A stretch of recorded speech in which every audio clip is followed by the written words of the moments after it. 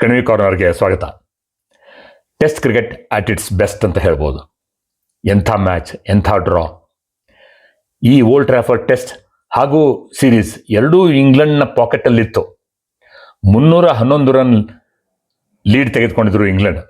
ಆಗ ಭಾರತ, ಸೋಲಿನ ದೌಡೆಯಲ್ಲಿದ್ದಂಥ ಭಾರತ 5 ಸೆಷನ್ಸ್ ಸುಮಾರು 11 ಗಂಟೆಗಳ ಕಾಲ ಆಟವಾಡಿ ಕಳೆದುಕೊಂಡದ್ದು ಕೇವಲ 4 ವಿಕೆಟ್. Series alive. ಈ ಅನ್ಬಿಲೀವಬಲ್ ಡ್ರಾದಿಂದ ಭಾರತೀಯ ಯುವ ಪಡೆಗೆ ಗೆದ್ದಂಥ ಸಂಭ್ರಮ ಅಲ್ವೇ. 15 ದಿನ ಲಂಚ್ ಟೈಮ್ಗೆ ಭಾರತ 0-4-2. ನಂತರ KL ರಾಹುಲ್ ಹಾಗೂ ಶುಭ್ಮನ್ ಗಿಲ್ ಅವರ ರೆಸಿಸ್ಟೆನ್ಸ್. ಆದರೆ 5ನೇ ದಿನ ಲಂಚ್ ಟೈಮ್ಗೆ ಇಬ್ಬರೂ out. India 4 down, Pant injured. ಆಗ ರವೀಂದ್ರ ಜಡೇಜಾ ಹಾಗೂ ವಾಷಿಂಗ್ಟನ್ ಸುಂದರ್ ಅವರ ಡ್ರೀಮ್ ಡಿಸ್ಪ್ಲೇ, ಫೈಟಿಂಗ್ 200+ ಪಾರ್ಟ್ನರ್ಶಿಪ್ಪು, ಇಬ್ಬರು ಸೆಂಚುರಿಯನ್ಸು. ಆದರೆ ಮ್ಯಾಂಡೇಟರಿ ಓವರ್ಸ್ ಆರಂಭವಾಗುವ ಮುನ್ನ ಇಂಗ್ಲೆಂಡ್ ಕ್ಯಾಪ್ಟನ್ ಬೆನ್ ಸ್ಟೋಕ್ಸ್ ಬಂದು ಶೇಕ್ ಹ್ಯಾಂಡ್ ಮಾಡಲು ಬಂದರು, ಅಂದರೆ ಕಾಲ್ ಆಫ್ ಮಾಡೋದಕ್ಕೆ. ಆದರೆ ಇವರಿಬ್ಬರು ಒಪ್ಪಲಿಲ್ಲ, ಯಾಕಂದರೆ ಇಬ್ಬರು ಸೆಂಚುರಿ ಹತ್ರನೇ ಇದ್ದರು.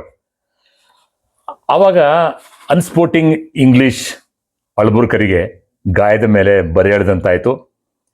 ಹಾಗೂ ಅಷ್ಟೇ ಅಲ್ಲ, ಒಳ್ಳೆ ಪಾಠ ನಮ್ಮವರು ಅವರಿಗೆ ನೀಡಿದರು. ಕ್ರಿಕೆಟ್ನ ಜನಕ, ಇಂಗ್ಲೆಂಡ್ನ ನಾಯಕನ ಈ ರೀತಿಯ ಅನ್ಸ್ಪೋರ್ಟಿಂಗ್ ಬಿಹೇವಿಯರ್ ನಾವು ನಿರೀಕ್ಷೆ ಮಾಡಿರಲಿಲ್ಲ.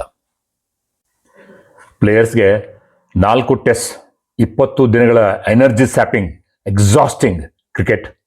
4 ಟೆಸ್ಟ್ 20 ದಿನ ನೋಡಿದ್ರೆ ನಮಗೆ ಇಷ್ಟು ಸುಸ್ತಾದಾಗ ಅವರೆಷ್ಟಾಗಿರ್ಬೋದು ನೋಡಿ. ಅದಕ್ಕೆ 2 ಟೀಮ್ಸ್ ಈಗ ಕಾಲೆಳೆದುಕೊಂಡು ಇಂಗ್ಲೆಂಡ್ಗೆ ಪ್ರಯಾಣ ಬೆಳೆಸುತ್ತಾರೆ ಓವಲ್ ಟೆಸ್ಟ್ಗಾಗಿ.